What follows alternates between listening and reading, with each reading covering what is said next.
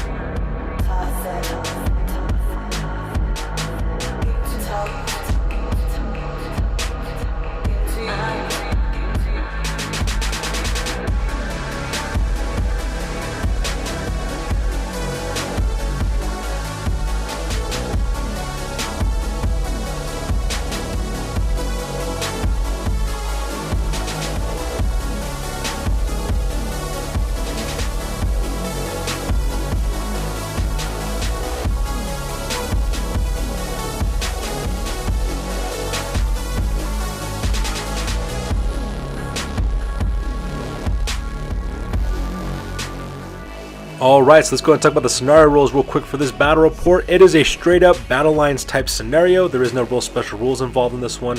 Pretty much my two friends have to line up their armies against one another, fight it out to the death. Last man standing is the one who ends up winning. So as you can see on this table, we're fighting on a 4x6 table because both my friends' armies have broken past 1,000 points for this battle report. So it'll be interesting to see exactly what happens. So with the scenario rules over with, we go directly to the battle plan. Here is an overhead shot of the battlefield. As you can see, my friend Warlord Ace, he has deployed his 4 army on the near side of the table. My buddy Brother Grimm has deployed his Orcs and Goblins on the far side of the table. It looks like my friend Warlord Ace is going for a kind of a denied flank type of deployment area, so that way his left-hand flank is protected. So that way it forces Brother Grimm to either attack him from the front or to attack him on the right hand side as well. As you can see, both are just kind of lined up across each other, ready to go. Looks like my friend Warlord Ace has gone for a straight line kind of firing position type of deployment, while my friend Brother Grimm, he's actually kind of like mobbed it together into a kind of semi column type formation with his infantry forces. So with the battle plan over with, let's go ahead and talk about the deployment areas real quick. Alright, let's go ahead and talk about deployment for the High Elves. Starting on the left-hand flank, we have the Western Watch. This is a unit of 24 Lothern Sea Guard. Their arm of spears as well as bows, and full command as well. So that makes up my friend Warlord Ace's left-hand flank. In the center, he has 2 units. On the left-hand side is his Lord Master's Blades, which is a unit of 20 Sword Masters of Hoeth with full command. Up in the front, of course, is his leader of his army, which is a Lord Master of Hoeth. His name is Lord Titos Lainel. He's packing a couple of magic items. He's got the Obsidian Amulet. He's also got the Armor of Fortune. He's also packing a great weapon as well. So he's also got access to all 8 standard spells for the Lords of Magic, which is actually kind of cool. That unit's also carrying a standard discipline 2 to give him +1 to the leadership.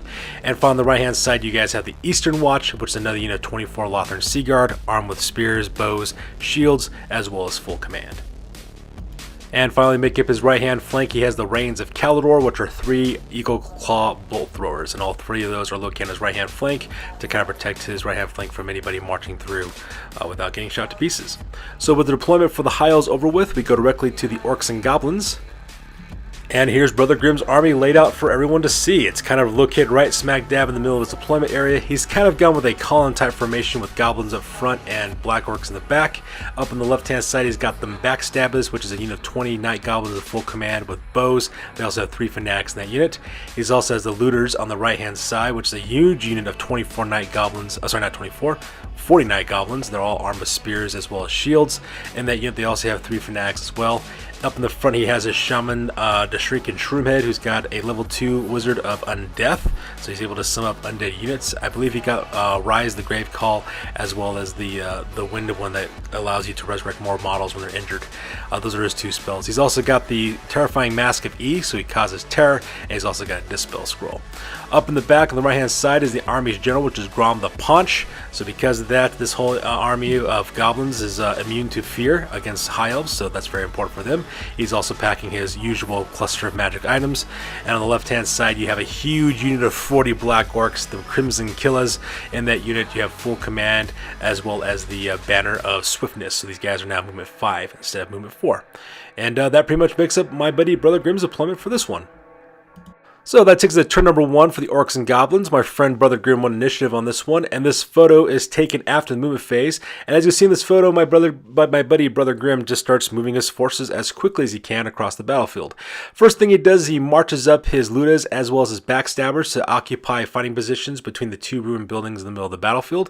He also marches up Grom the Paunch as well to kind of take cover in that ruined building there on the right hand side. It will shield him from one of the bolt throwers across the battlefield from the Rains of Calidor, but it will not protect him for the other 2, so because that he's trying to protect his general from being shot off the table. At the same time, he also marches his Crimson Killers into a wheel formation to the left-hand side. Looks like he's going to try to march between that ruined building in the center of the table and that hill in the upper left-hand corner. And that pretty much makes up his movement phase on this one. In the magic phase, Brother Grimm casts Rise the Grave Call, which is a spell of undeath for his Shrieking Shroomhead. And not only did he also manage to rise up this unit as well, he also managed to use, I think he managed to raise up 100 points worth of zombies is what he ended up doing. So some ungodly number of zombies. He also got the Breath of Life spell off as well, increasing this unit's total to 35 zombies in total. Such a huge column. They're kind of formed in a 5x7 deep column formation right in the middle of the battlefield right there.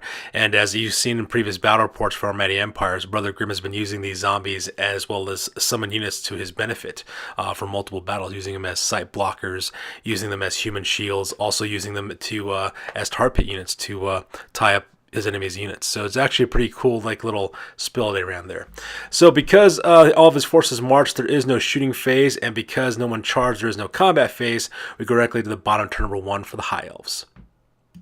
So this takes us to the bottom of turn number 1 for the High Elves. This photo is taken after the movement phase. And as you can see, for the most part, not really much movement is taking place for my buddy Warlord Ace. He just kind of moves his forces up kind of gingerly. The first thing that he does a quick combat reform with his Eastern Watch, that unit of 24 Lothern Sea Guard. Instead of keeping them in a line formation, he has them do a quick combat reform into a column formation of 6 wide, 4 deep, because he's anticipating close combat. He also moves up his Lothern, his Lord Master's Blades, up their normal amount of 5 inches, so that way they can protect the left-hand flank of the Lothern Sea Guard from being flanked. At the same time, he also moves up 5 inches his his Western Watch, which is on the left-hand side. He just moves those guys up 5 inches, so that way they can start getting within range of their bows, so that way they can start opening fire onto Orcs and Goblin units. And then that pretty much makes up his move phase for that, because the bolt throwers don't move. During the magic phase, he does manage to get off Shem's Burning Gaze off onto that unit of zombies. I think he managed to kill, 9 of them as it ended up doing, because he gets additional d6 hits because these things are undead. But, once again, these are zombies. It's not really matter if they die, because my friend Brother Grimm can bring them back if he needs to. And that pretty much makes it the magic phase on this. So with the magic phase over with, we go directly to the shooting phase. And in the shooting phase, the first thing that my buddy does is that Warlord Ace takes one of his Rains of Calidor, takes aim with its multiple shots from the Eagle Claw bolt thrower, and opens up on the zombies, killing another, 3 more zombies would end up plinking off on that one. Not much of a show from that one single bolt thrower, but then again, he's also whittling down zombies, and one less zombies, one less problem you got to worry about. His other 2 bolt throwers from the Rains of Calidor open up on Grom the Paunch. One misses, but the other one does manage to successfully hit and wound. Unfortunately for Warlord Ace, though, he's only able to cause 1 wound onto Grom the Paunch. And since this guy's mounted on a chariot, he's actually got quite a bit of wounds left on him. So pretty much a lackluster shooting phase for Warlord Ace. And finally, the Western Watch opens up with their bows against the backstabbers. Unfortunately for them, because they did move and they're firing at long range, they're having to roll 6s in order to hit. So they managed only to plink out 5 of those guys as well. Now, because they lost about a quarter of their forces, they do have to take a panic check. But luckily for Brother Grimm, they managed to pass their panic check because they were within range of Ground the Punch's Inspiring Presence. And that pretty much makes up the phase for turn number 1 for the High Elves. They're open charge. There is no combat phase, so we're directly to the top of turn number 2 for the Orcs and Goblins. So that takes us to the top of turn number 2 for the Orcs and Goblins. This photo is taken after the move phase, and as you can see in this photo, once again, Brother Grimm starts taking the offensive. During the charge phase, the first thing he does, he sends his zombies charging directly into the Eastern Watch. The Eastern Watch does hold and open fire a bit, and they do manage to kill, I think, 2 or 3 more zombies. They managed to kill a couple more of those guys before the zombies fully impacted them as well. At the same time, he also marches up his backstabbers as well as his ludas, moving them their maximum amount of 8 inches forward, kind of using them as human shields to protect Ground the Paunch from the bolt throwers, because the bolt throwers have to shoot through those goblins before they can get to the general, which is actually kind of a smart move from Brother Grimm. At the same time, he also rockets forward with his huge horde of black orcs. The Crimson Killers march forward up to their maximum of 10 inches between the hill as well as the ruined building, getting ready to sweep left and to attack the left-hand flank of Warlord Ace. So that pretty much makes the move phase on this one. And here's a quick close-up of the zombies as well as the Eastern Watch getting ready to go into hand-to-hand combat, because these guys charge and engage in close combat. In the magic phase, the Shrinking Shroomhead does cast Breath of Life again onto that unit of zombies, bringing back, I think, a couple more guys to add to that unit as well. He does try to cast Raise the Dead once again, but my friend Warlord Ace kept all of his Dispel dice in order to dispel that one spell from taking place.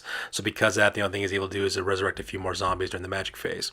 So with the magic phase over with, we go directly to the combat phase. Alright, so during the combat phase, as you can see in this photo, it was pretty much a one-sided combat. The High Elves did lose 2 members of the Lothar Seaguard, but the Lothar Seaguard managed to kill, I think, 8 of the zombies, what they ended up actually doing, so it was actually kind of brutal that way. When you throw in rake bonuses as well as standards, they actually make these guys lose a couple more zombies as well in the next combat and the resolution phase of the combat.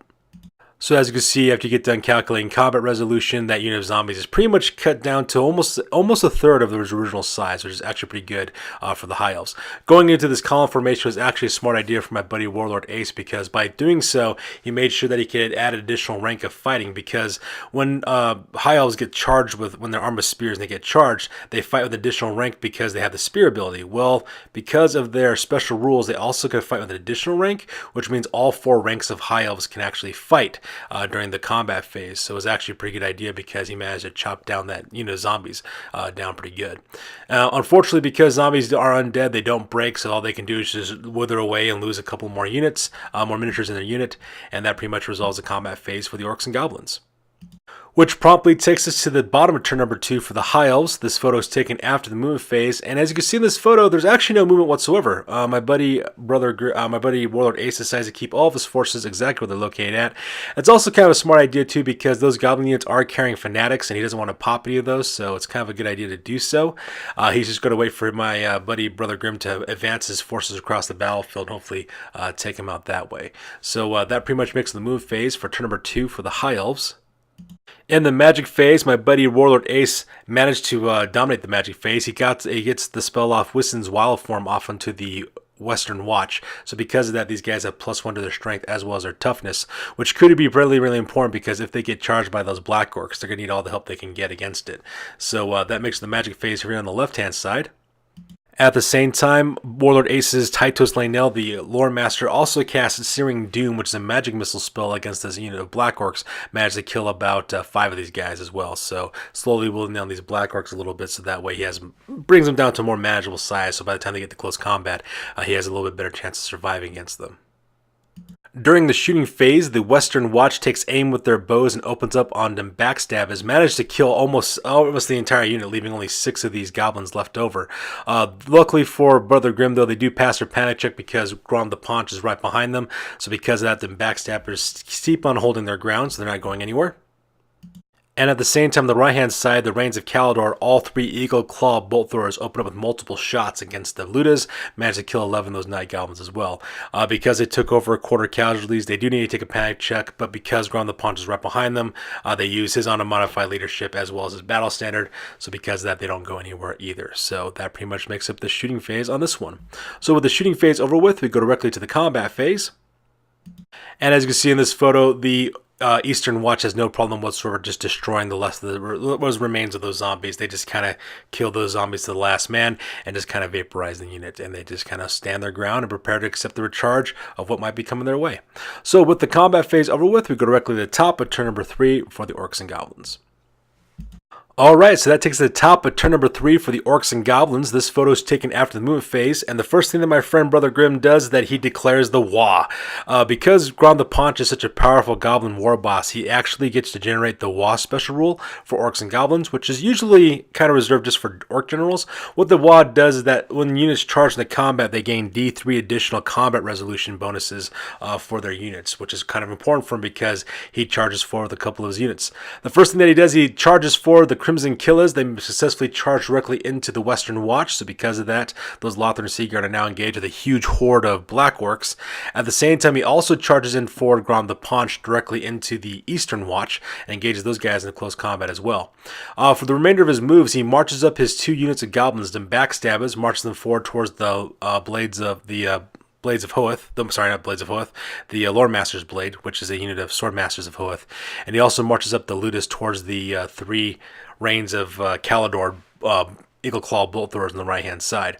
And as you can see in this photo, because of the fact that those 2 units are so close to those other units of High Elves, they do pop the Fanatics.